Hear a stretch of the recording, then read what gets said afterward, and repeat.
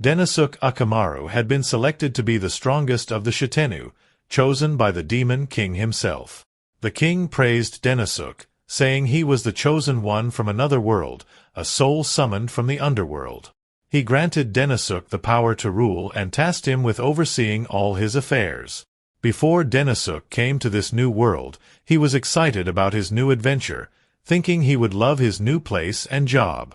However, his excitement didn't last long as he was hit by an old woman riding a scooter, causing him to fall to the ground. When he regained consciousness, he found himself surrounded by the Demon King and the 3 other Shitennou. Having lost his memory, he was confused and asked questions like, "What happened here?" and "Where am I?" He even wondered if this place was hell or the underworld. The Demon King responded, "Denosuk Akamaru, you are in the Demon King's castle, and I summoned you here because of your abilities." He informed Denosuk that he was now one of the Shitennou, a foreign employee. Despite the king's efforts to explain, Denosuk remained confused about the situation. He didn't understand what Shitennou were or why he had been chosen as a relocated employee. The Demon King then began to recount Denosuk's achievements in his previous life, reminding him of his transfer to a foreign factory after 5 years with his company. Denosuk had learned the local language and decided to educate the villagers, becoming a key figure in the operation of the new factory. As the Demon King finished reading his resume, Denosuk was astonished. The king explained that he had chosen Denosuk after reviewing his CV, believing he would make a worthy addition to his army. Denosuk felt a mix of pride and fear, recognizing his abilities were acknowledged, but also worrying that the job might involve actions against humanity. Denosuk decided to decline the offer. Standing before the Demon King in the castle, he formulated his thoughts. The king outlined the benefits he would receive if he accepted the position: becoming a Shitennou, receiving a salary and authority equivalent to an executive position in the human world, and being welcomed by the demons. However, the king assured him that if he refused, he would be returned to his world, as they didn't want him to stay against his will. After hearing this, Denosuk was left speechless. Denosuk Akamaru was in awe of the respect the demons had for workers' rights. Reflecting on his conversations with his old boss on Earth, he felt embarrassed and unworthy to speak with the Demon King. The king, however, interrupted his thoughts and told him not to believe the negative words of his former boss. The Demon King called Denosuk's previous boss an idiot for failing to see the hard work and struggles of his employees. He then asked Denosuk to choose between his old job, which would crush him, and the demon army, which valued him. As Denosuk stood before the king, Ulmander, one of the more assertive demons, interrupted. Ulmander declared Denosuk too weak to be a Shitennou. While Ulmander addressed the king, Denosuk couldn't help but notice the demon's revealing attire. Ulmander's harsh words about Denosuk being a useless human deeply saddened him, causing him to reflect on his self-worth. After Ulmander's speech, the king decided to give Denosuk a test. While Denosuk felt frustrated by the idea, Ulmander seemed eager for the challenge. The Demon King explained that the test would showcase Denosuk's strengths, hoping to change the others' perception of him. But Denosuk refused, claiming he had no powers. Suddenly, Ulmander leaped at Denosuk, delivering a powerful kick. Just then, the king stepped in, saving Denosuk. He reprimanded Ulmander for acting rashly and letting emotions cloud his judgment. The king urged Ulmander to consider the impact of his actions on Denosuk, who was visibly shaken. Ulmander, feeling a bit of pity for Denosuk, still refused to accept the king's decision to make Denosuk a Shitennou. He argued that the demon army was full of evil creatures, demi-humans, and magical beings, not weak humans. He warned that even if Denosuk became a Shitennou, stronger beings would overpower him. The Demon King revived Denosuk, who then expressed his gratitude, acknowledging that without the king's intervention, Ulmander's kick would have killed him. The king interrupted, assuring him that the test wasn't about physical strength. He wanted Denosuk to serve as a diplomat for the demon army, negotiating with powerful beings. The king promised a test that matched Denosuk's previous work experience. To Denosuk's surprise, the king assigned Ulmander as his bodyguard, despite Ulmander's confusion over the unexpected decision. In the end, Akamaru reluctantly agreed to take the test, despite his complaints about why he, a demoted overseas worker, was chosen to become a Shitennou. The Demon King understood his confusion and explained that he brought Akamaru from Earth because he was crucial for the demon army's mission. Hearing this, Akamaru realized he had never received such recognition back on Earth. Motivated by the king's words, he decided to give the test his best shot. At the time of Denosuk's arrival, the Demon King's army was in the process of assimilating various tribes from the surrounding areas. They had already negotiated with races like the Salamanders and the Werewolves. Currently, the army was attempting to negotiate with the largest and most horned demi-humans, the Minotaurs, to incorporate them into the Demon King's forces. However, the negotiations were failing as the Minotaurs were notoriously difficult to deal with.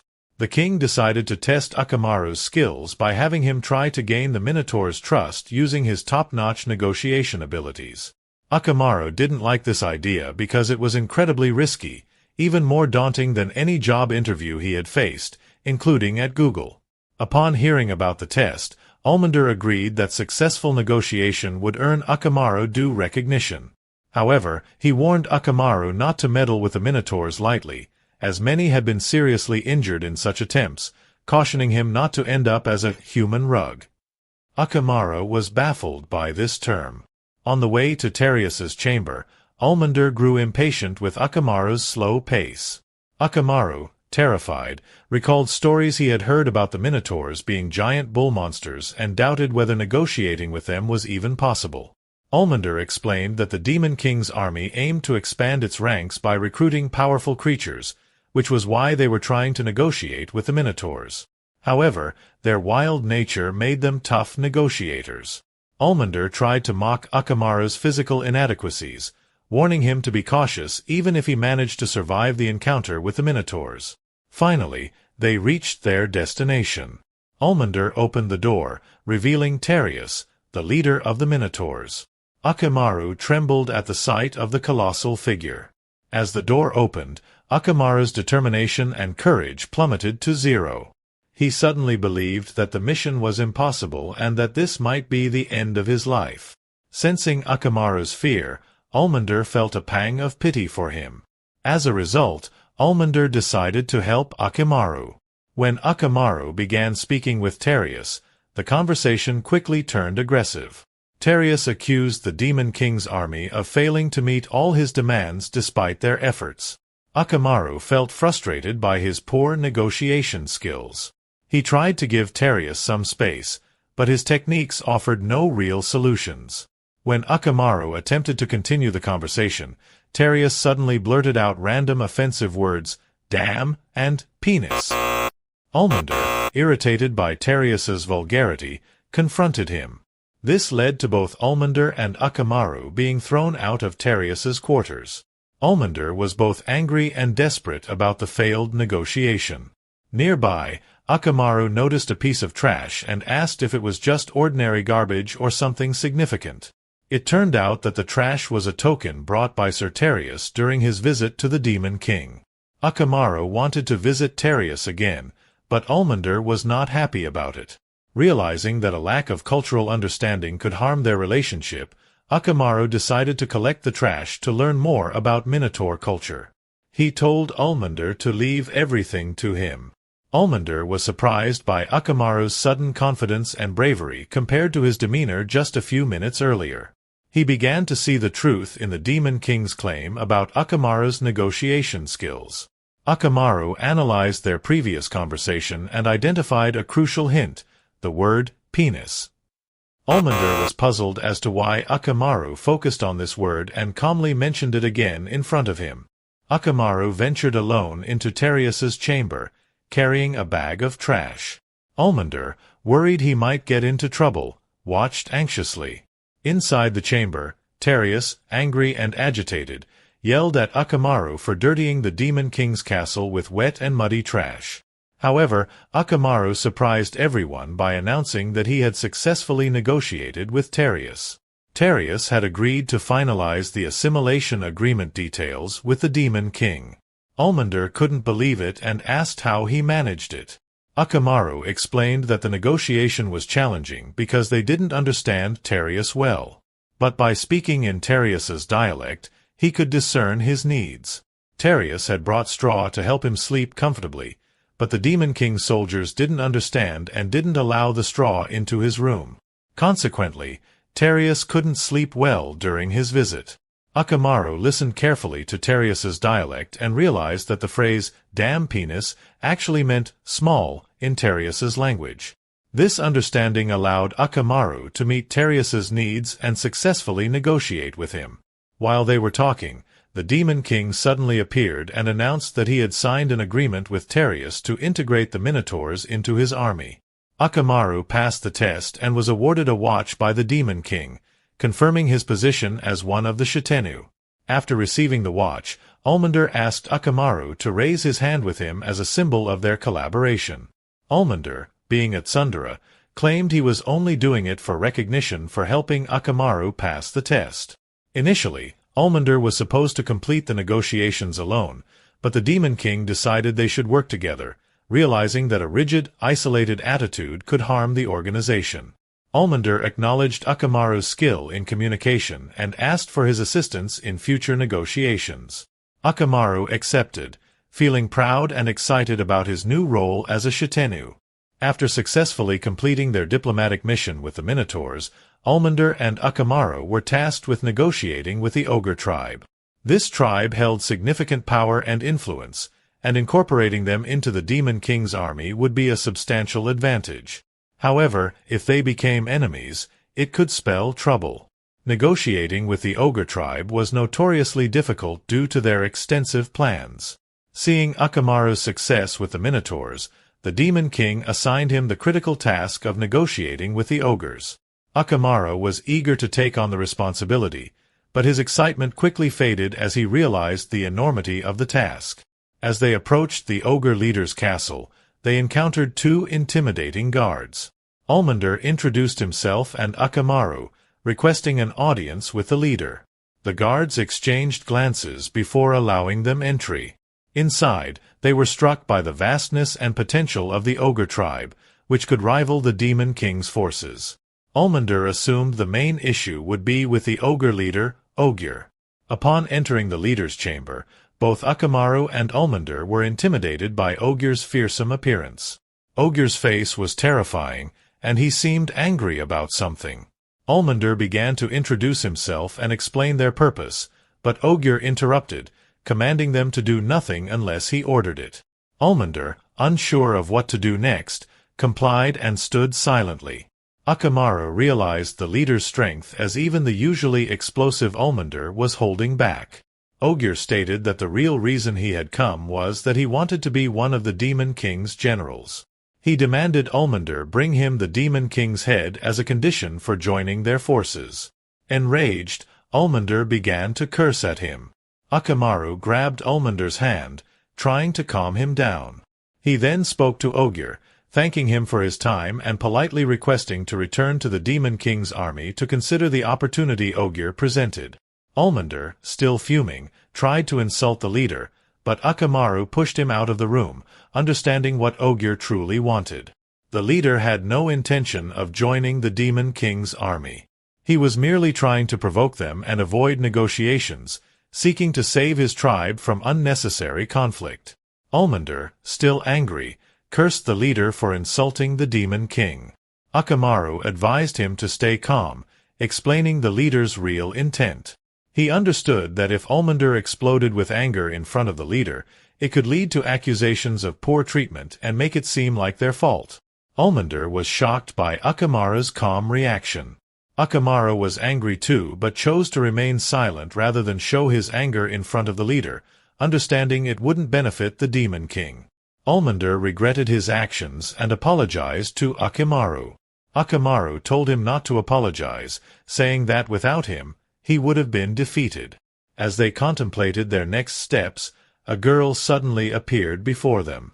Surprised, Ulmander and Akamaru asked who she was. The girl introduced herself as Alyalu, the daughter of Ogre. Ulmander immediately thought this was an attack and became angry, But Akamaru calmed the situation and asked Alyalu what she wanted from them. Alyalu wanted her father removed from power. Almander and Akamaru were taken aback by this revelation, finding it hard to believe. Alyalu explained that despite the Ogre tribe's vast influence over other tribes, they were in a financial crisis and struggling to feed themselves. She blamed her father's outdated and harsh ruling system for these problems. Akamaru had suspected something was wrong, noting the poor equipment of the soldiers, the dark and despairing atmosphere of the mansion, and the top-down management style, where the leader made all decisions directly. He saw parallels between the Ogre tribe's situation and the decline of a large corporation on Earth. Alyalu firmly believed that the only solution was to join the Demon King's army, but her father, Ogre, refused to acknowledge this. Instead, he chose to ignore the issues.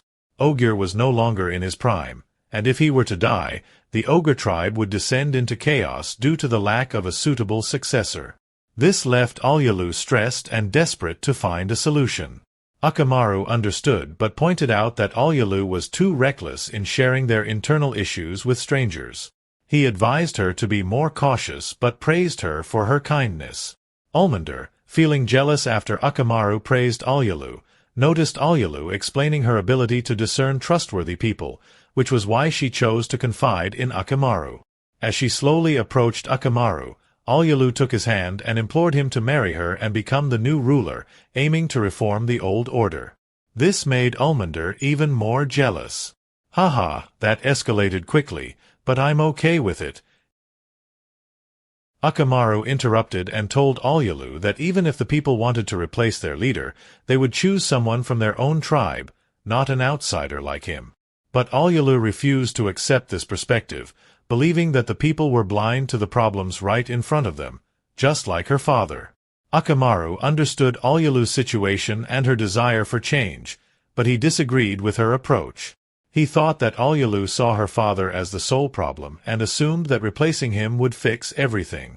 But organizations are not that simple. After explaining this, Alyalu asked for his advice on what she should do, as she was the only one aware of the impending danger while everyone else was oblivious. Akamaru suggested a way to get the chieftain to negotiate, but it required Alyalu's determination. She was confused by what he meant. He told her that she couldn't just be a spectator in this, she had to get involved. Alyalu was eager to hear how. A week later, Ogre summoned Akamaru and Almander to his place. He yelled at them, demanding to know why they were merging all the tribes around the Ogre tribe. A week earlier, Akamaru had devised a clever plan to coax Ogre into negotiating. The Ogre tribe used to help neighboring tribes when they were short on food, but now they were struggling with their own supplies. Denosuk saw an opportunity and decided to gather as many surrounding tribes as possible to encircle the Ogre tribe. He planned to persuade them by offering food aid in exchange for their support. Denosuk used a method from his previous world, reluctantly forcing large companies to buy his products. In this method, he did business with small and medium-sized companies around, offering them credit to buy his products, indirectly forcing larger companies to purchase his new goods. Almander hadn't expected this strategy to call Ogre to them. By assimilating all the other tribes around the Ogre tribe, Akamaru created pressure. In front of the chieftain, Akamaru confidently asserted that the people in the neighboring tribes were living in poverty and that joining the Demon King's army was the only way to ensure a better life for themselves. Ogre was furious, claiming that the Ogre tribe had always ruled the area and no other tribe would take over. But Akamaru remained calm, knowing that emotional negotiations would only lead to defeat. He interrupted the chieftain and explained that the idea for the negotiation was not his, but a proposal from the Ogre tribe itself. The leader was taken aback and told Akamaru to stop being ridiculous since he never requested such a thing. Akamaru pointed to the open door, and Alyalu stepped out. The leader was shocked to see his daughter, Alyalu. Akamaru revealed that Alyalu had played a key role in discussing the merger with the surrounding tribes, showing them that she was the chieftain's daughter, which made the negotiations smooth. The leader was amazed by his daughter's work. Alyalu's presence kept him from getting angry or misbehaving. She proposed that if they joined the Demon King's army, they would receive support. However, Ogre rejected the idea, refusing to allow assimilation. Olyolu shouted that times had changed. Due to his old age, the chieftain couldn't grasp new ideas. She claimed that they needed to unite with the other tribes. Seeing Ogre's refusal to accept the idea of assimilation made the chieftain even angrier with her. Akamaru then proposed an alliance with the Demon King instead of a merger. He suggested collaboration between the Demon King's army and the Ogre tribe. This idea piqued the chieftain's interest. Akamaru offered this to ensure that Ogre felt secure and wasn't forced to join the army. This alliance wouldn't affect the autonomy of either party. Ogre said he would consider the proposal and inform them of his decision. Olyolu was thrilled to hear that her father was considering an alliance with the Demon King's army. Akamaru thanked the leader and left the room with Olyolu. The leader was astonished when his daughter decided to negotiate on her own. He wasn't sure what she meant when she said, "Times have changed." Sometime later, Almander brought a letter of approval to Akamaru's room, but Akamaru seemed busy reading a pile of literature. Almander asked him about it. As the newly appointed Shitennou, Akamaru was struggling to complete the task given by the Demon King, selecting his subordinates. He found it challenging to differentiate between who was good and bad and couldn't decide who was superior between demi-humans and magical beings. Almander advised him to use his intuition in such situations to make the best decision. While trying to analyze the suggestion, Akamaru awkwardly stared at Almander, confusing him with this strange behavior. Akamaru then expressed his desire to have Almander as his partner, which took Almander by surprise. He replied that they hadn't gone on enough dates to be partners. Akamaru explained that Almander was his first acquaintance upon arriving, and working with someone he knew brought him comfort. Almander was thrilled that Akamaru wanted him as his partner and accepted his request. As they talked, there was a knock on the door, and Akamaru went to see who it was. It turned out to be Olyolu. Olyolu was happy to see Akamaru, but he seemed uninterested in her visit. Akamaru asked why she had come, calling her Miss Olyolu, because he didn't want to get involved in anything beyond their negotiations. Olyolu disliked being called Miss, and asked him to stop. She explained that she had been assigned as a temporary worker on behalf of the Ogre tribe, as part of their alliance with the Demon King's army. Akamaru suspected that her arrival might be due to a personnel exchange clause in their agreement. Almander, also present, looked jealous of the interaction between Akamaru and Olyolu. Suddenly, Olyolu grabbed Akamaru's hand, irritating Almander. Olyolu thanked Akamaru, saying he was responsible for the positive changes in her tribe. Akamaru humbly replied that it was his duty to help, but Almander was annoyed by his response. Realizing that the Ogre tribe had helped his own people, Akamaru assured Olyolu that he was willing to do anything to assist her. Almander, feeling envious of Akamaru's generosity, asked him to clean the room. Olyolu, skilled in cleaning, kindly offered to do the task. Curious about why Olyolu trusted him without knowing much about him, Akamaru asked what judgment she had seen in him. Olyolu replied that she used her intuition to trust him. Akamaru then asked Olyolu to work as his subordinate, which she happily agreed to. However, Almander was angry about this request. Akamaru told Almander that he would also be happy to work with him, but Almander was upset that he had invited Olyolu to be his subordinate. Almander told Akamaru that he was no longer his colleague but rather his rival, even though they were both Shitennou. Olyolu had become a skilled negotiator, successfully handling various negotiations with ease. Akamaru was pleased with her work and was able to focus on other tasks like writing documents and budget calculations, as Olyolu took over the role of negotiator. However, Akamaru had one pressing issue: food. The Demon King's army had assimilated many tribes, causing the population to swell and leading to a food shortage. Almander brought food to Akamaru's office, but Akamaru didn't seem interested. Nonetheless, he ate it out of gratitude for Almander's efforts. The main food source for the Demon King's army was the fields on the outskirts, which grew a type of grain called jim. The porridge Ulmander brought was rough because he had used very little water to soak it. Akamaru longed for high-calorie meals with meat, but Ulmander had a different idea. Ulmander suggested hunting a demon beast that had been causing trouble on the border of the Demon King's territory. This beast had devoured 5 orcs who were supposed to kill it, proving to be stronger than them. Ulmander saw this as an opportunity to hunt the beast, provide meat for Akamaru, and make the border safer. Though hesitant, Akamaru considered the idea as Ulmander showed him some edible mushrooms collected by the orcs as a food supplement. Akamaru asked if the mushrooms were edible, and Ulmander confirmed they were indeed safe to eat. These mushrooms were considered the most valuable food source by the orcs, but the arrival of the demon beast had made the area dangerous.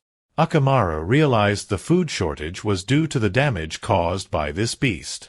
He was taken aback by the numerous problems in this world. Since the demon beast's arrival, previously safe and peaceful areas had become perilous. While talking in the forest, they heard a menacing sound from the demon beast. Akamaru was terrified and panicked, while Ulmander remained calm. Ulmander instructed Akamaru to retreat as he prepared to hunt the beast. Ulmander flew high and attacked the beast from above while it stood on the ground. The beast resembled a giant wild boar and could only move in 2 dimensions, with limited knowledge of the 3rd dimension. Ulmander attacked from above. Seeing Ulmander in action, Akamaru realized he was experienced in combat. The boar briefly bowed its head and then used some form of magic to trap Ulmander. Akamaru was frightened and shocked. As the beast attempted to bite him, Ulmander managed to escape. The demon beast caused significant damage and continued trying to bite Ulmander, despite his frantic evasions. At that moment, Akamaru realized it would be difficult for Ulmander to defend himself while hunting the beast since he was mainly focused on defense. The beast had body parts that aided in killing its enemies, such as sharp horns, claws, and teeth. In contrast, humans were weak and fragile, which is why they used weapons like arrows, spears, guns, and bombs. Akamaru wondered why Ulmander, who was more human-like, didn't carry weapons to fight his enemies. Ulmander had realized he couldn't win the fight without using magic. Ulmander unleashed his magic, a powerful light resembling lightning, striking the beast. Akamaru was bewildered by what was happening. Ulmander's hands changed and appeared fragmented. Ulmander typically avoided using his magic because it altered his body and took time to return to normal, but he had no other choice. The giant wild boar seemed severely injured.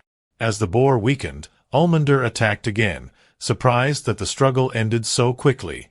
If Ulmander managed to slice the boar's belly, he might also cut its intestines, rendering it inedible.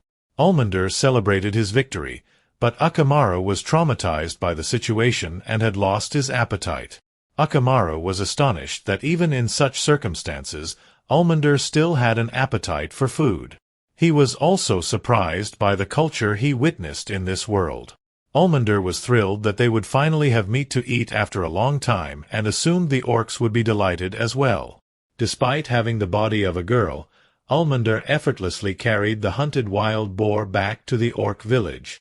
The orcs were in disbelief that Ulmander had managed to hunt down the demon boar. Ulmander firmly confirmed it and told them they should be grateful. Speaking loudly to the orcs gathered around the dead boar, Ulmander announced they could finally enjoy some meat after such a long time. However, Akamaru had his doubts. Considering that orcs resembled pigs in some ways, eating the wild boar could be seen as a form of cannibalism. Additionally, since the demon boar had been eating other orcs, Akamaru wondered if they would be comfortable with it. Despite his concerns, the orcs were ecstatic and eager to have meat again. Akamaru then questioned Ulmander about his cooking skills. Ulmander responded that being a Shitennou required not only combat skills but also the ability to cook for oneself. Akamaru, tired of the bland kim porridge he had been eating since his arrival, was curious about what Ulmander would prepare. Ulmander decided to roast the wild boar over a fire. As the meat cooked, it started to burn, creating a pillar of flames. Akamaru was confused and commented that it looked more like they were imprisoning the meat rather than cooking it. Ulmander explained that without burning it thoroughly, the meat would be toxic to eat. After some time, the meat was finally ready. The roasted meat looked charred and unappealing. Akamaru took a bite but found it unpleasant. The meat spread a bitter taste in his mouth, and the juices that oozed out felt like thick, greasy oil that lingered unpleasantly. Akamaru was disgusted by the meal. Ulmander, on the other hand, was furious at Akamaru's reaction, calling him ungrateful for not appreciating the food. Akamaru was livid that he was being forced to eat such a dreadful meal. Ulmander insisted he would get used to it and the bitterness would fade with time, but Akamaru remained repulsed and completely uninterested. Determined to eat something different, Akamaru asked the orcs if he could use their kitchen, and they agreed. Their kitchen had a communal oven, a luxury typically reserved for the wealthy. They also had salt, a rare commodity, and warned Akamaru to use it sparingly. Akamaru realized the stark differences in eating habits between the rich and the poor and understood why salt was so precious due to the orcs' inland location and lack of trade. He requested edible mushrooms from the orcs, who gladly provided them. Using salt, the roasted meat, and mushrooms, Akamaru prepared a soup. He cooked the meat again to ensure it wouldn't taste bitter. Ulmander watched curiously, not comprehending what Akamaru was making. Once the meal was ready, Akamaru invited Ulmander to taste it. Unlike Ulmander's charred roast, Akamaru's dish was tender and flavorful.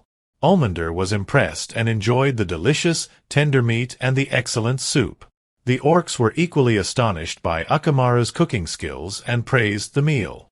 To prepare the meat, Akamaru had first washed it in a stream to remove all the blood, then cooked it slowly to prevent the excessive release of oils during roasting, unlike Ulmander's method that led to burning.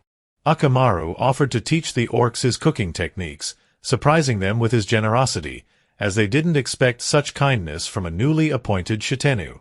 However, Ulmander disapproved, believing a Shitennou shouldn't be teaching others how to cook. Akamaru explained to Ulmander that cooking is no easy task. It requires accumulated knowledge and wisdom passed down by those who have experimented and learned the proper ways to prepare delicious food. Ulmander realized that her country was impoverished due to a lack of this shared knowledge, which saddened her greatly. Her country was weak and struggling compared to the surrounding powerful nations. People fought for basic necessities like food. Ulmander believed it was a Shitennou's responsibility to bring about change in such dire circumstances. Akamaru agreed with her sentiment. As night began to fall, Ulmander and Akamaru decided to head back, despite the orcs' insistence that they stay overnight. Ulmander planned to use her magic to light their way and protect them from demon beasts. Akamaru was intrigued by her magic and asked about it. Ulmander explained that as a magical being, she had access to the wisdom of all creation, enabling her to perform magic. However, Akamaru suggested that using tools might be more efficient, as using magic caused Ulmander's body to transform, which could be harmful. Although Ulmander acknowledged the truth in Akamaru's advice, she felt humiliated and inferior compared to him. She believed that Akamaru's wisdom was not suitable for a magical being like herself and left him, feeling unconfident in her ability to protect him. Ulmander suggested Akamaru find a guard among the orcs for his journey back, then flew away. Reflecting on the situation, Akamaru realized he had been insensitive. He understood that despite Ulmander's human-like appearance, she had a different culture and ideology. He decided to apologize and went after her, but it was too dark and dangerous to find her. The Demon King was thrilled that Ulmander and Akamaru had defeated the demon beast, ensuring the safety of the orcs. However, he was puzzled as to why Ulmander arrived in the middle of the night while Akamaru only showed up in the morning. The king, with a curious expression, asked Akamaru, who was kneeling before him, why they arrived at different times, but Akamaru was silent, unsure of what to say. Eventually, tears welled up in Akamaru's eyes, and he confessed that he felt unworthy of being a Shitennou because he had allowed personal differences to come between him and Ulmander. The king, already aware of what had transpired, tried to comfort Akamaru. He agreed with Akamaru's idea of using additional equipment and not relying solely on magic. He also wondered why Ulmander had reacted angrily to this suggestion. Once Akamaru calmed down, the Demon King ordered him to reconcile with Ulmander as soon as possible.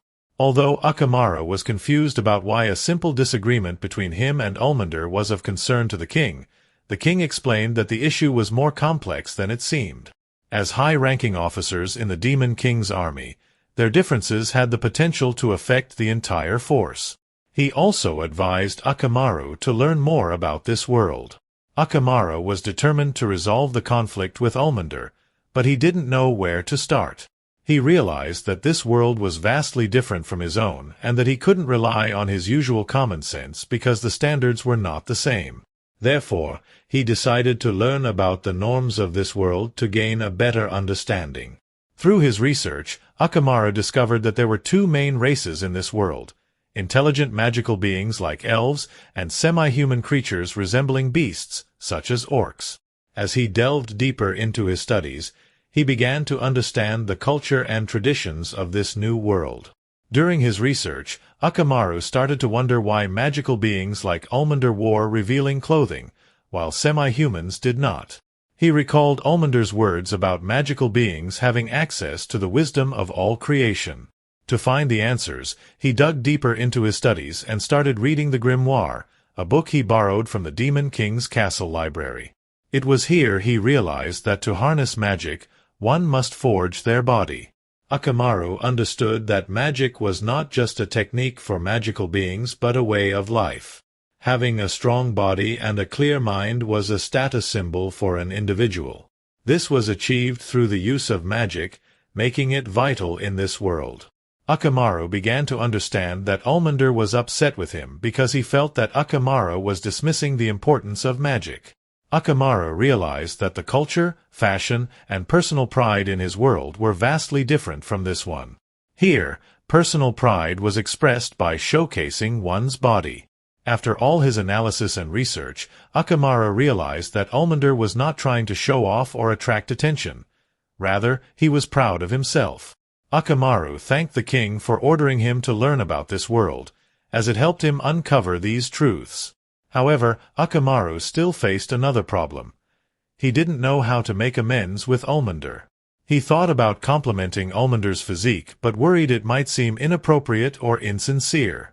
He also felt awkward because he found himself thinking about Ulmander's body too much. Akamaru was filled with so many thoughts that he couldn't make a clear decision. Meanwhile, Olyalu was chopping wood and preparing a fire when he noticed something unusual. Initially, he thought it was an evil creature or something dangerous, but it turned out to be Ulmander. Olyalu asked if something was wrong because Ulmander didn't look well. Ulmander replied, saying that Akamaru hated him. Ulmander was so emotionally hurt and sad that he didn't know what to do. Olyalu was left bewildered by the situation. Ulmander felt heartbroken and devastated, so Olyalu brought her to the dining table and offered her some herbal tea to help her relax. Ulmander thanked him, and Olyalu gently asked her to share what had happened. Initially hesitant, Ulmander eventually opened up, revealing the source of her distress. She confided in Olyalu that she was upset because Akamaru hadn't complimented her appearance. Olyalu, confused, asked for clarification. Ulmander explained that during their hunt for the demon beast, she had used her charm on multiple occasions, hoping to receive praise from Akamaru, but he never acknowledged her efforts. Olyalu chastised Ulmander for not communicating her intentions to Akamaru in a way he could understand. This criticism deeply hurt Ulmander, who had expected Olyalu to be on her side. She began recounting everything she had done to impress Akamaru, wearing revealing clothes, cooking homemade meals, and even hunting the wild boar alone. Despite hearing this, Olyalu continued to place the blame on Ulmander. Feeling misunderstood, Ulmander asked why Olyalu was blaming her. Olyalu explained that Akamaru was human and had different values from magical beings like her. Ulmander struggled to grasp what Olyalu meant, so she asked for further explanation. Olyalu elaborated, saying that in human culture, revealing one's skin doesn't have the same positive connotation it might have among magical beings. In fact, it could make someone appear promiscuous. Olmander became emotional, realizing she had made a mistake and feeling unsure how to fix it. In her frustration, she started to damage the table. Later, Olyalu recalled something Akamaru once told him when he made mistakes as his secretary. Akamaru said that no matter how thorough your preparations, mistakes are inevitable. What truly matters is how you handle those mistakes afterward. Olyalu shared this wisdom with Olmander, reassuring her that making a mistake was okay because Akamaru wasn't the type to complain about errors. Instead, he cared about what you did after making a mistake. This brought Olmander some relief, and she decided to set things right. Olmander had been showing off her body not because she was a flirt but because she wanted Akamaru's praise. Olyalu advised her to stop this behavior. Determined, Olmander rushed to Akamaru's office to confess the truth. However, upon seeing Akamaru, she felt nervous and speechless. Akamaru, realizing from his research that praising Olmander's body might make her happy, awkwardly complimented her, calling her body erotic. Olmander confessed that she only showed off because she wanted his admiration. Both felt confused by their words. They then attempted to apologize to each other. Akamaru apologized for not understanding her world and judging her by his own standards. In turn, Olmander apologized for leaving him alone in the wild. They both agreed that after acknowledging their mistakes and apologizing, they could indeed be good partners. Olmander accepted his apology, and with a swing of her tail, it seemed like an indirect confession of affection. 2 days later, the Demon King gathered his servants at the castle and prepared a reward for Akamaru. Akamaru and Olmander were also present. The Demon King honored Akamaru for his exceptional service that made uniting the tribes possible. The Demon King gifted Akamaru a magical light stone. Grateful, Akamaru appreciated the gift but also acknowledged Olmander's significant role in their success. Without her, this achievement wouldn't have been possible. So, Akamaru decided to give the light stone to Olmander. He knelt before her and presented the magical stone. However, Olmander was furious because he did this publicly instead of privately. Akamaru begged her to accept it. Unbeknownst to him, giving a magical light stone to someone of the opposite sex was considered a marriage proposal in this world. The Demon King summoned Akamaru to the throne, making Akamaru anxious about what he might have done wrong. He questioned himself, wondering if he had somehow failed to meet the king's expectations. Akamaru worried about what the king would say. The Demon King began by apologizing for the sudden summons. Akamaru knelt on the ground, tears streaming down his face, and begged the king for mercy. Confused, the king asked what was wrong. Akamaru thought the king had called him to the throne to dismiss him, believing himself unworthy of being a Shitennou. He pleaded for a second chance to prove himself. However, the king had no intention of dismissing him and didn't believe Akamaru was unworthy. The king told him that his only flaw was underestimating himself.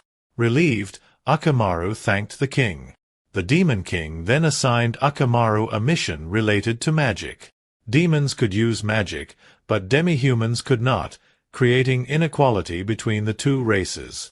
The king believed that certain abilities shouldn't be exclusive to one race. He wanted Akamaru to find a way for demi-humans to use magic. However, Akamaru couldn't use magic himself, making the task seem impossible. The king handed Akamaru a crystal, explaining that it was the true power behind the magical light stone. The Demon King explained that the magical light stones were used by demons to enhance their magical abilities, compressing a vast amount of magical power into the crystal. With the crystal in hand, Akamaru began to think he might solve the magic disparity with it. The stone indicated the amount of magic possessed by demons and demi-humans. The king left it to Akamaru to decide how to use it to address the imbalance. Additionally, the king assigned him as an expert in magical research. Akamaru hesitated to accept this responsibility because he was a novice in magic. But the king assured him that this was precisely why he was given the task. However, the king had another concern: the formidable Shitennou, the sorceress of the fierce storm, Lady Sylphide. As an expert in magical abilities, Akamaru would have to deal with her. The king warned Akamaru to be cautious and not to underestimate her, as she was very powerful. After his meeting with the Demon King, Akamaru decided to head straight to Sylphide's chamber to inform her about the magical light stone. Unbeknownst to him, Ulmander was secretly following. Ulmander realized that Akamaru was moving up in the world, having been given an important task by the king himself. Although not working directly with him, Ulmander was thrilled to have received the magical light stone from Akamaru, seeing it as a potential marriage proposal. When Akamaru arrived at Lady Sylphide's chambers, she was nowhere to be found. Instead, her assistant, Lady Belinda, was there. The assistant informed him that Lady Sylphide had been absent for quite some time. Akamaru was frustrated as he hadn't expected this. Lady Belinda insisted that he leave since Lady Sylphide wasn't around despite the assistant's assurance. Akamaru suspected that Lady Belinda might actually be Lady Sylphide herself in disguise. Meanwhile, Ulmander, who had been watching everything unfold from the beginning, felt deeply saddened, thinking that Akamaru might be interested in another woman. After inviting Uchimaru in, Lady Belinda mentioned she was busy and asked him to speak quickly. But Chimaru started to suspect that Lady Belinda was actually Lady Sylphide in disguise. When he voiced his suspicion, she denied it, insisting she was merely Sylphide's assistant. However, Uchimaru was convinced she was Sylphide for 3 reasons. First, the glasses she wore were unusual for a demon. Second, Uchimaru was familiar with the organizational chart of the Demon King's army, and there was no one named Belinda. Lastly, the king had mentioned that Sylphide could disguise herself to avoid her duties. Hearing this, Sylphide grew angry at Uchimaru for tricking her into revealing her disguise, even though she should have been the one apologizing. Uchimaru apologized anyway, impressing Sylphide with his cleverness. She then admitted she was one of the Shitennou and asked why he had come to see her. Sylphide often disguised herself to get some relief from the overwhelming workload imposed on her. Feeling sympathetic, Uchimaru asked if she would collaborate with him on the magical equipment he had received. Though Uchimaru assumed the king had informed her about the mission, Sylphide was unaware of it. She questioned why they needed to create new equipment when they already had one. This left Uchimaru puzzled. Sylphide then showed Uchimaru a dazzling diamond-like material and explained that it was made from a special mineral that easily allowed magical power to penetrate. This material, embedded with a magical light stone, had numerous applications. The device was magical and the result of extensive work. Although it contained the materials Uchimaru needed to solve the problem assigned by the king, its production cost was enormous. It took 10 million G to produce just one, making mass production nearly impossible. Uchimaru was frustrated by this. Sylphide told him that mass production could be achieved if they had the budget for it. Uchimaru realized that the king's orders had taken this into account. This was when Uchimaru began to understand that the real challenge was the high cost of producing magical devices on a large scale. Since Sylphide had been funding her research out of her own pocket to create this material, she told him she wouldn't spend another penny now. Uchimaru then came up with an idea. By reducing the various magical functions of the device, which in turn would reduce the number of magical light stones needed for its construction, they could significantly lower the production cost. With this approach, they could produce a large number of magical devices. Sylphide was impressed by his brilliant idea and asked his name, remarking that she had never met anyone as intriguing as him. After this, she quickly locked the room while Uchimaru left, puzzled by how she did it. Sylphide decided to stay up all night to create a new magical device based on Uchimaru's idea. She asked Uchimaru to accompany her while she built the device. Despite being tired and frustrated, Uchimaru agreed. Ulmander, who had been secretly following Uchimaru, was deeply upset when he saw Sylphide's door close, fearing they might be doing something romantic. He was furious and agitated. The next morning, Sylphide completed the new magical device called Rosemarin. She was proud of finishing it in one night, with Uchimaru's help, who was now exhausted and in need of rest. The Rosemarin device was much cheaper than similar devices in the past, as it required only one type of magic. Sylphide was eager to test the device but gave Uchimaru an hour to rest first. After his break, he stepped outside for some food and a nap. As he opened the door, Olmander, who had been waiting since yesterday, approached him aggressively and demanded to know what he had been doing. She was angry that Uchimaru hadn't informed her about his research with Sylphide. Olmander assumed Uchimaru was romantically involved with Sylphide because he had given her a magical light stone in front of others. However, Uchimaru didn't realize that giving a gift to a woman in public signified a romantic relationship. Confused, he didn't understand why he needed to tell Olmander what he was doing. Olmander showed him the magical light stone he had given, trying to make him remember their supposed romantic involvement, but Uchimaru remained puzzled.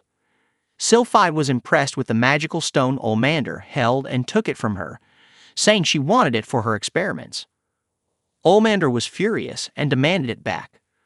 Olmander also asked where the strange woman had gone and if Sylphide was that woman. Sylphide, not understanding what Olmander was talking about, said it was just her and Uchimaru present. Sylphide then asked Olmander to help with the experiment, given her expertise in magic. Uchimaru explained the experiment to Olmander and offered to assist Sylphide. However, Olmander, angered by Uchimaru's suggestion, insisted that she, being experienced in magic, would conduct the experiment with Sylphide.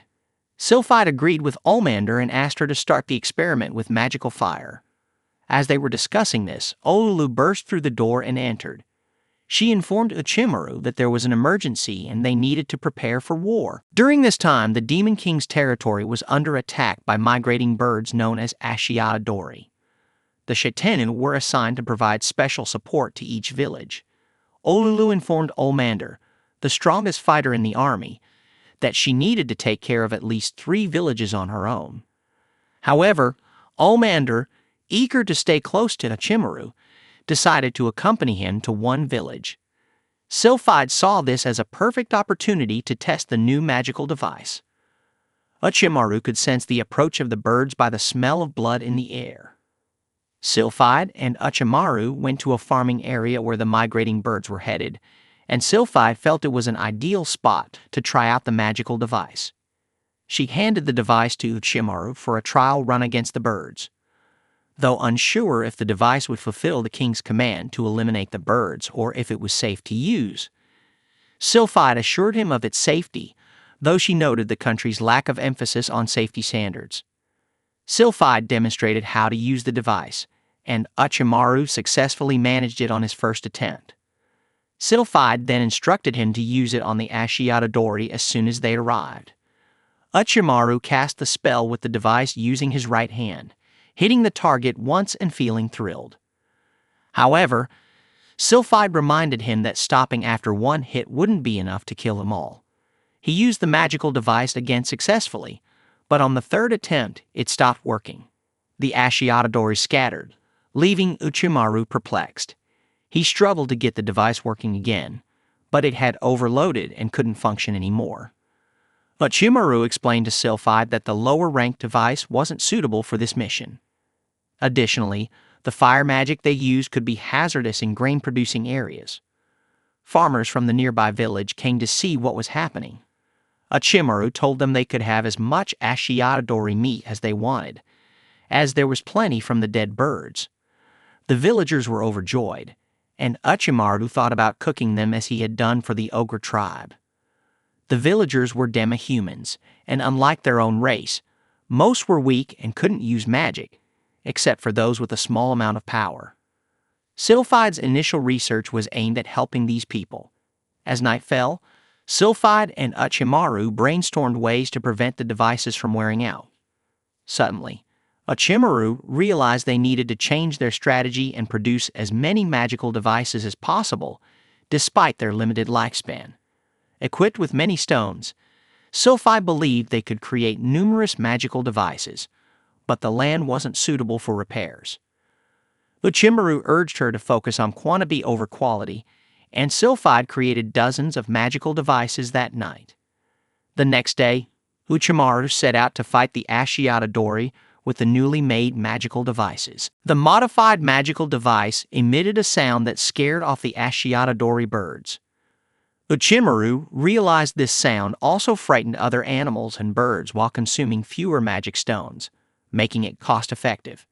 He saw the potential in using this device to combat pests, effectively reducing their numbers, aiding farmers with their grain and wheat production, and being more affordable. After completing their mission, Uchimaru and Sylphid reported back to the Demon King. The king was pleased with the device they developed, praising its effectiveness in pest control and its cost efficiency. He commended them for successfully tackling such a challenging mission. Uchimaru suggested distributing these magical devices to other villages as they could help combat other threats and powerful creatures like wild boars. With reduced pest damage, farmers' crop yields could increase. The Demon King agreed with Uchimaru's suggestion and instructed Sylphide to mass-produce the devices. Sylphide, grateful for Uchimaru's contribution to her research and for making her feel the true spirit of investigation, thanked him and promised her assistance whenever needed.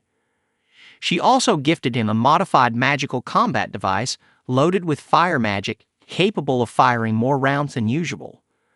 Uchimaru was amazed at how quickly she had modified it, recognizing her brilliance as they worked together to test the quality and effectiveness of the Rosmarine.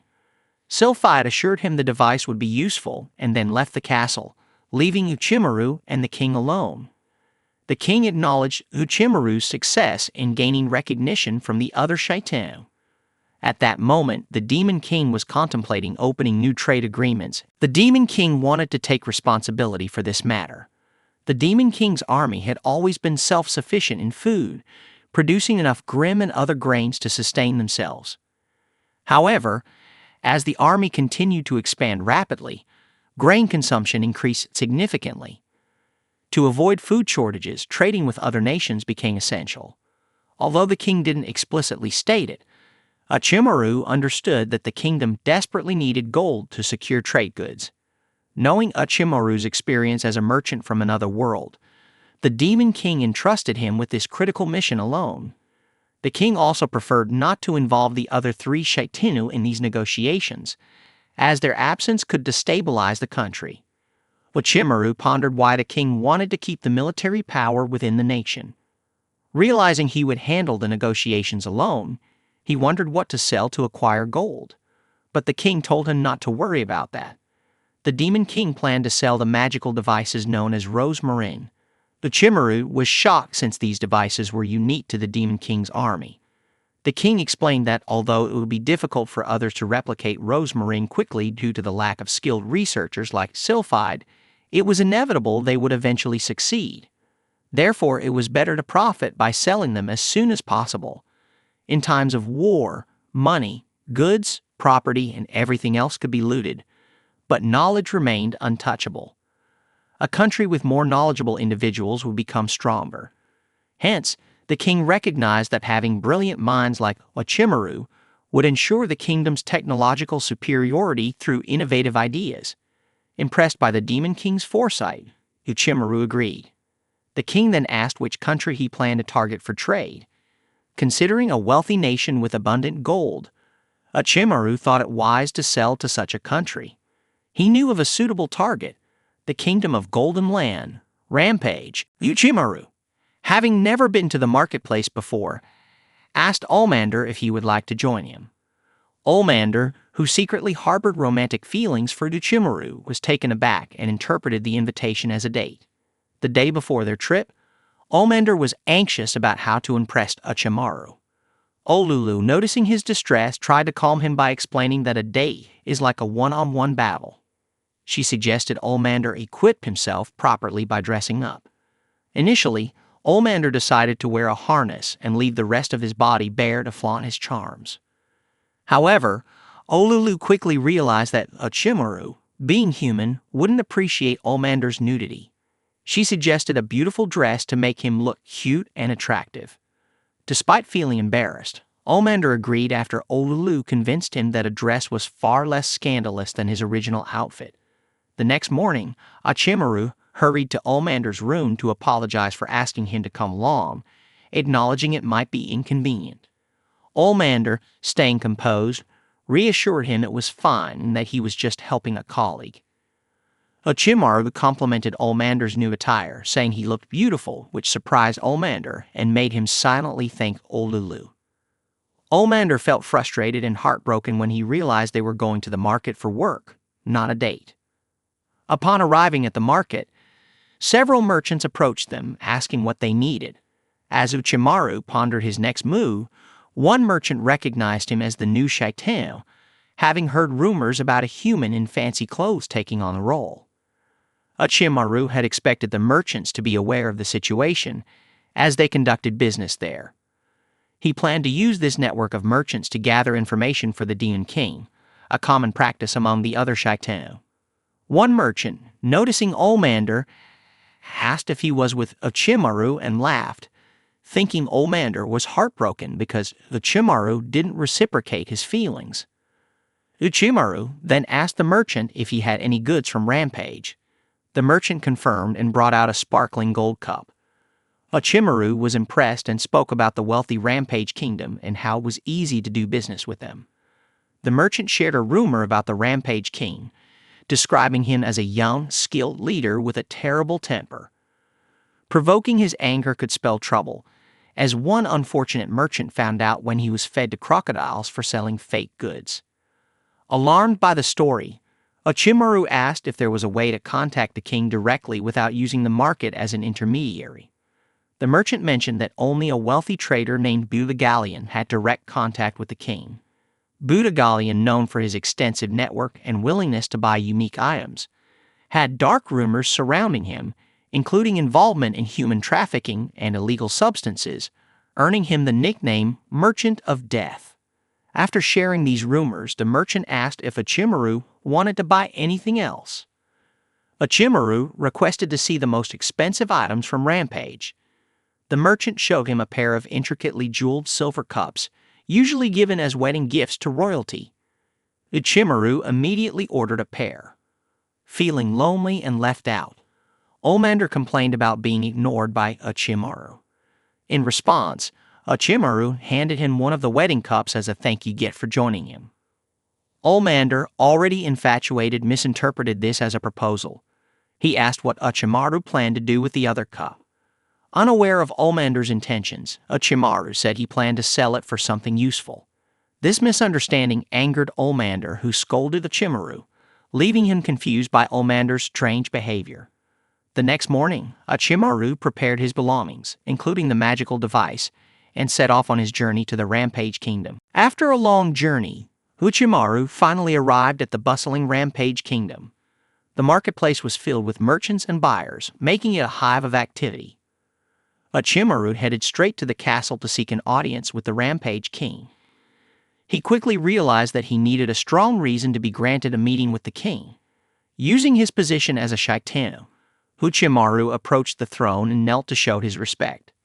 The king stared at him for a moment. After thanking the king for the audience, Orochimaru introduced himself and mentioned his role in the Demon King's army. However, the king was already well informed about Orochimaru and his impressive feats in conquering various tribes.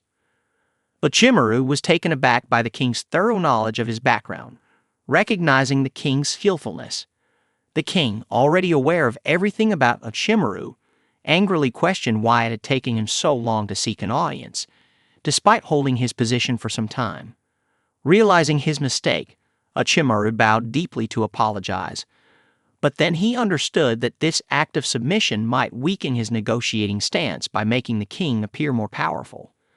The king then asked the true purpose of Orochimaru's visit beyond mere greetings. Orochimaru presented the gifts he had bought from the merchant and humbly asked the king to accept them. The king, however, was furious and aggressively threw the gifts aside, considering them trash. Orochimaru knelt again to apologize and then revealed a magical device, the Rose Meringue. He explained that the device had the power to repel magical beasts, and being a unique product of the Demon King's army, was unavailable elsewhere.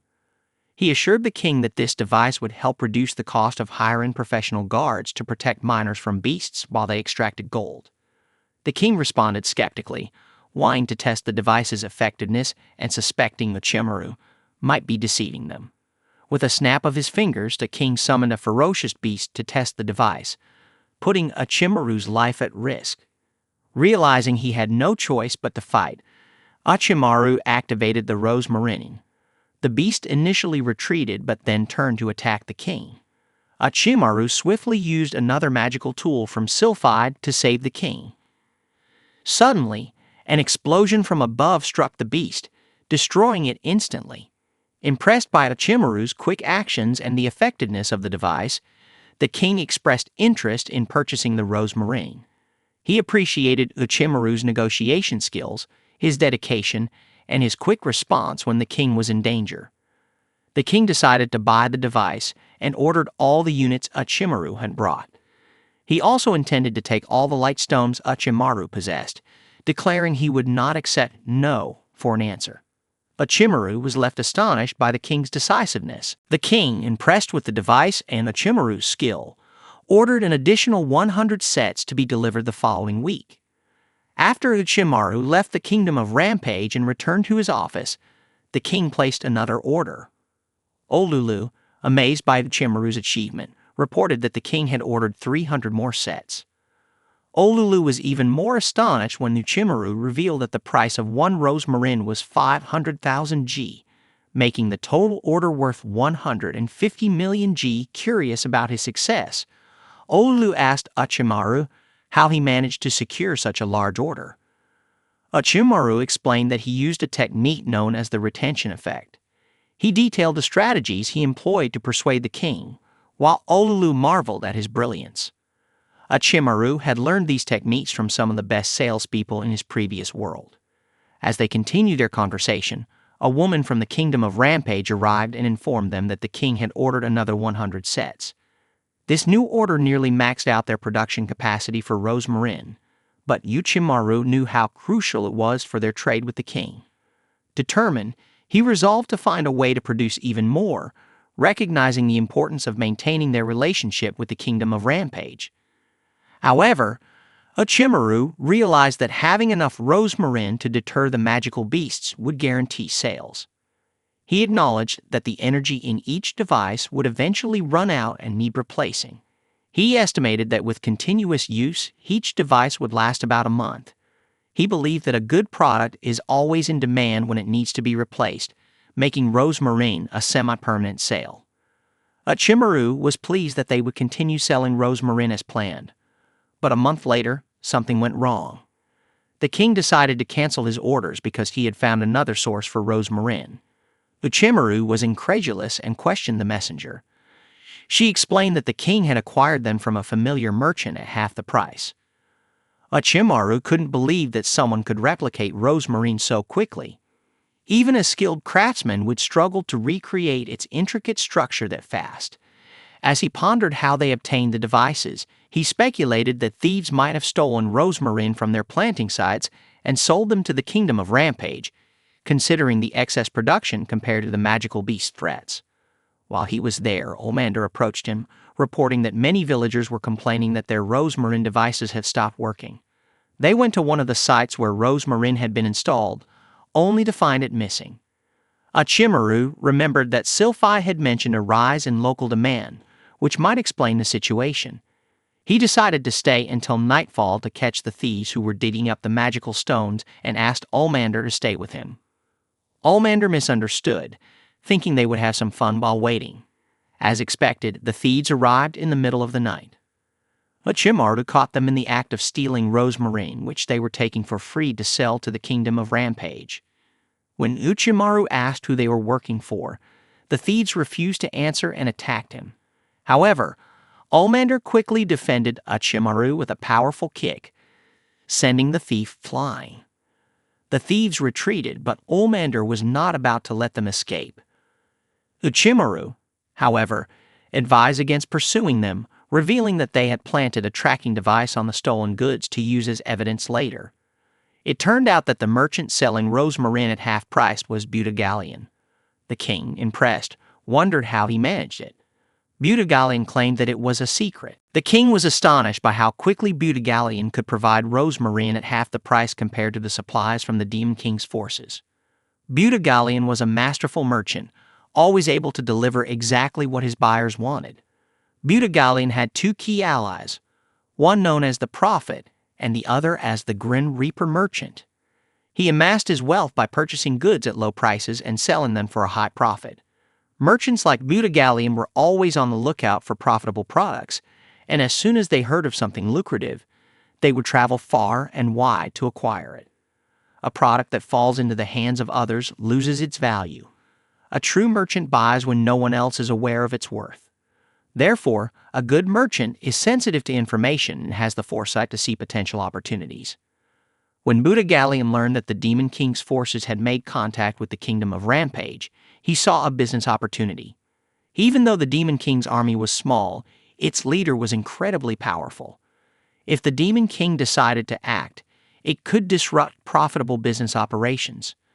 Transporting rosmarine was easy, but importing it was costly, making it a rare and valuable product that Butagalion was eager to capitalize on. Butagalion tried to have his craftsmen replicate rosmarine as quickly as possible, but they failed. Where most would give up, Butagalion, ever the resourceful merchant, decided that if he couldn't make it, he'd steal it. He reasoned that the Demon King's territory must be brimming with rosmarine.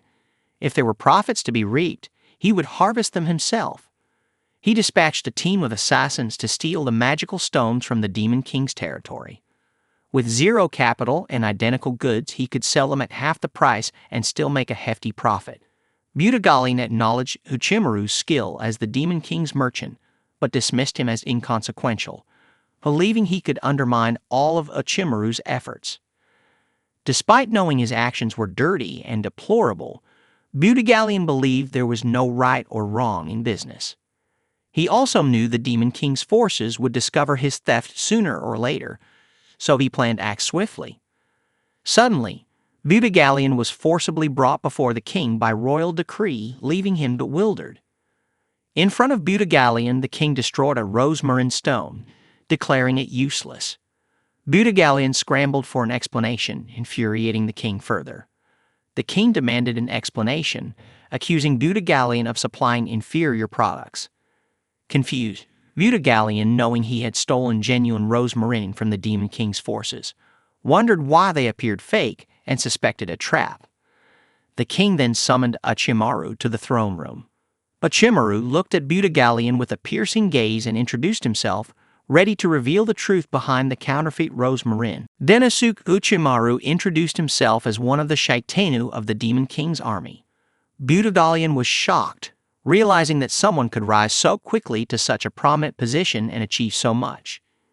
Initially thinking Uchimaru looked weak and defenseless, Butagalion knew better than to underestimate him, given the rumors about his ability to conquer minotaurs, giant leaders, and other formidable creatures. Butagalion recognized that Uchimaru was the most dangerous person in the Demon King's forces. Uchimaru revealed that they had experienced several incidents of rosmarine theft. To counter further thefts, they used decoys resembling rosmarine but lacking magical power. By placing these decoys conspicuously alongside the real rosmarine, they significantly reduced the damage from thefts and questioned how Butagalion obtained these decoys. Realizing he had been caught by Uchimaru and couldn't escape, Butagalion remained undeterred. He pleaded for mercy from the king, determined to survive this ordeal and start anew. Embracing the unyielding spirit of a true merchant, Butagalion was ready to endure any humiliation to survive, vowing to persevere despite the degrading actions he might have to take before the king. However, the king pronounced the verdict, death sentence. With a flick of his hand, a cage of lightning surrounded Butagalion, imprisoning him. The king then summoned a crocodile that dropped from the ceiling, intending to execute Butagalion. Butagalion tried desperately to escape the crocodile, pleading for help and expressing his desire to see his children again. Suddenly, a fireball struck the crocodile, saving Butagalion and prompting the king to question why Uchimaru had intervened. The king felt insulted by Uchimaru's actions, accusing him of daring to defy the royal decree. The king intended to expose Budagalion's crimes and allowed Uchimaru to speak, but made it clear he would not tolerate any defiance. Uchimaru insisted he had a good reason for intervening and urged the king to listen. Reluctantly, the king agreed but surrounded Uchimaru with the magic of a thunder dragon, demanding an explanation. Uchimaru warned that eliminating Budagalion could lead to the downfall of the king's kingdom, leaving the king puzzled by this statement. The king, skeptical of Uchimaru's intentions, argued that many merchants were eager to do business with his country and saw no particular value in Budagalion. Uchimaru then introduced the concept of orange powder. He explained that the kingdom of Rampage, reliant on gold mining, had seen a decline in gold production and ore quality. The key to efficient gold extraction from minerals was this orange powder, activated by magical power to isolate the gold, with Budagalion being the sole controller of its supply. The king believed he could obtain the powder from merchants other than Budagalion. However, Uchimaru revealed that the largest supply of orange powder came from the distant nation of Toki, which had restricted its exports due to a past civil war over this rare resource. They were now very cautious about exporting their resources. Budagalion was the only merchant allowed in such precarious circumstances. After the war, when the nation was devastated and lacked international support, he supplied food and resources. The nation of Toki owed Budagalion a debt of gratitude, granting him exclusive trading rights for the orange powder. Known as the Grim Reaper merchant for his wartime dealings, Budagalion was a fearless trader, selling wherever he went. Most importantly, navigating through many countries to reach Toki required a skilled merchant, making Budagalion's execution a significant loss due to his unique abilities and track record. The king did not understand why Uchimaru brought this up, seeing no relevance between the kingdom of Rampage, Budagalion, and the Demon King. Budagalion agreed, acknowledging himself as a threat to the Demon King's army and seeing no reason for Uchimaru's help. Uchimaru explained his philosophy of helping those in need if he was in a position to do so, without considering profit or loss. The king found this amusing, laughed wearily, and decided to rest, inadvertently sparing Budagalion's life. Feeling relieved, Uchimaru realized they were both still alive. Budagalion, observing Uchimaru trembling with fear, felt guilty for suspecting him of having hidden motives in saving him. As they left, they were greeted at the door by Olulu and Budagalion's children, relieved to see him safe. It turned out that the assassins Budagalion hired were his adopted children, whom he had taken in during his trades in war zones and raised as his own, employing them in his service. Olulu and Uchimaru watched the reunion with joy, relieved that Budagalion hadn't forced his children into such deeds. Uchimaru, after investigating Budagalion and learning about his background and children, understood that his protective actions were driven by the hope that Budagalion could reunite with his children.